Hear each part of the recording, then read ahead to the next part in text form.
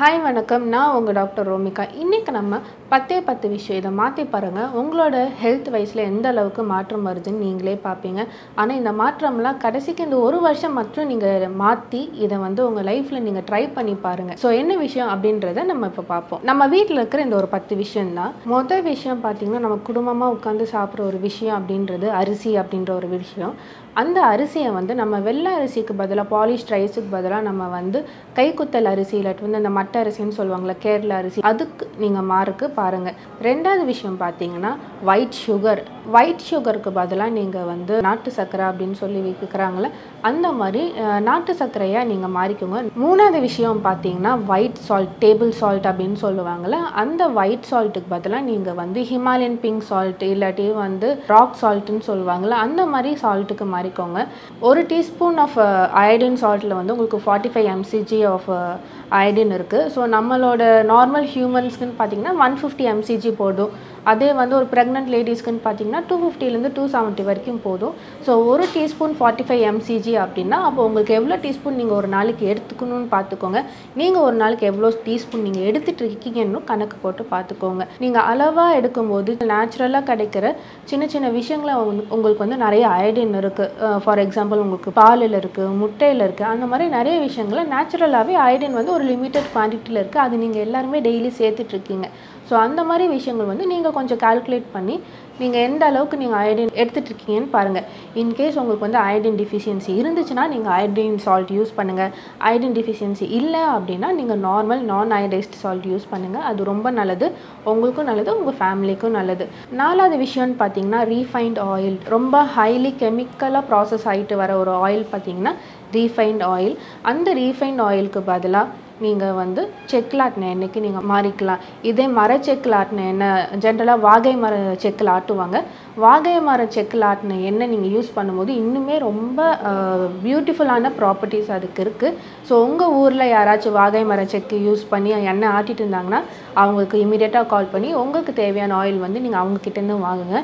இல்லாட்டி நீங்கள் நார்மலாக செக்கில் ஆட்டின எண்ணெய் நீங்கள் யூஸ் பண்ணலாம்.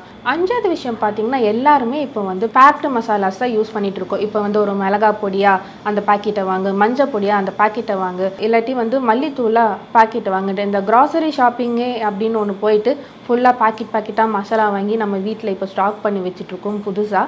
பட் அந்த காலத்துலலாம் பார்த்தீங்கன்னா நம்மளோட அம்மா கிட்ட ஊரில் கால் பண்ணி, அம்மா எனக்கு இந்த மாதம் இந்த மசாலாலாம் அமுச்சு வச்சுருங்கம்மா அப்படின்னா அவங்க ஊரில் அரைச்சி நம்மளுக்கு எவ்வளவோ அம்மாங்கள் அனுப்பிச்சிட்டு இருந்தாங்க. இல்லாட்டி இப்போ ஒரு சில வீட்டில் இன்னுமே பண்ணிகிட்ருக்காங்க.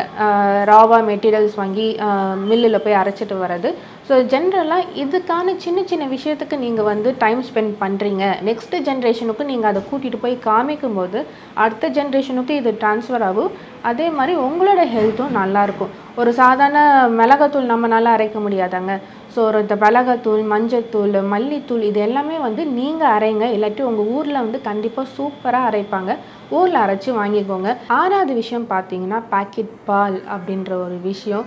எல்லாமே நம்ம நாட்டில் ஈஸியாக நம்மளுக்கு கிடைக்கிற ஒரு விஷயம் இந்த பால் அப்படின்ற ஒரு விஷயம், மசாலா அப்படின்ற ஒரு விஷயம்லாம். அதே மாதிரி பால் பார்த்திங்கன்னா நம்மளுக்கு பால்கார அண்ணான்னு ஒருத்தவங்க இருப்பாங்க. அவங்க டெய்லி காலையில் பால் போட்டுட்டு இருந்தாங்க. இப்போவும் நம்ம வீட்டில் நிறைய பேருக்கு பால்கார அண்ணாங்க போட்டுட்ருக்காங்க. அப்படி இருந்தாங்கன்னா தயவுசெய்து அவங்கள மிஸ் பண்ணிடாதீங்க. பால்காரங்க கிட்ட இருந்து நீங்கள் பால் வாங்க கற்றுக்கோங்க. அது ரொம்ப நல்லது. ஸோ அந்த ப்ராசஸ்டு மில்க் பதிலாக நீங்கள் நேச்சுரலாக கிடைக்கிற ஒரு கவுஸ் மில்க் உங்களுக்கு கிடைக்கிது அப்படின்னா தயவுசெய்து நீங்கள் அதுக்கு மாறிக்கோங்க. பட் என்னென்னா இப்போ நம்மளுக்கு நேச்சுரலாக கிடைக்கிற மாட்டுப்பாலோட விலை தான் ஜாஸ்தி, நோட் பண்ணுங்கள். ஏழாவது விஷயம் பார்த்திங்கன்னா, நம்ம இப்போ எல்லாருமே நிறைய பேர் நம்ம அப்பார்ட்மெண்ட்ஸில் தான் இருக்கோம். குரோட்டன்ஸ் வைக்கிற பழக்கம் நம்மளுக்கு இப்போது நிறைய பேருக்கு இருக்குது. ஸோ குரோட்டன்ஸுக்கு பதிலாக நம்ம வீட்டில் இந்த 5 பிளான்ட்ஸ் கண்டிப்பாக வச்சுக்கோங்க. ஃபஸ்ட்டு பார்த்திங்கன்னா துளசி, அப்புறம் ஆலோவேரா, வெத்தலை, கற்பூரவள்ளி, நித்திய கல்யாணி. இந்த 5 பிளான்ட்ஸுமே எப்போவுமே உங்கள் வீட்டில் வச்சுக்கோங்க.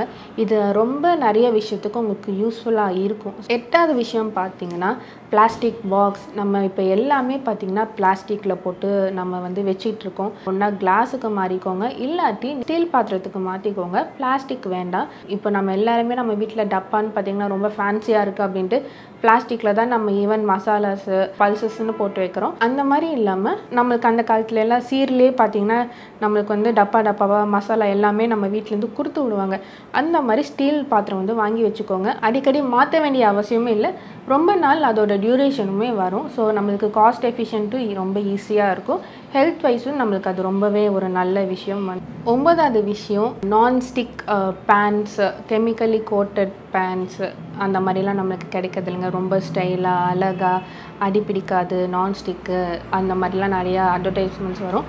அந்த மாதிரி பேன்ஸ் யூஸ் பண்ணாமல் சமைக்கிறதுக்கு நீங்கள் வந்து மண்பானையில் சமைக்கிறது இல்லை வந்து இரும்பு சட்டியில் சமைக்கிறது அந்த மாதிரியாச்சும் நீங்கள் சமைங்க. அது வந்து நிறைய விஷயங்களை மாற்றும். இன்னொரு விஷயம் பார்த்தீங்கன்னா, குக்கரில் நம்ம வந்து ரைஸ் வைக்கிறோம்ல, குக்கரில் வைக்காமல் ரைஸை வந்து வடித்து சாப்பிடுங்க.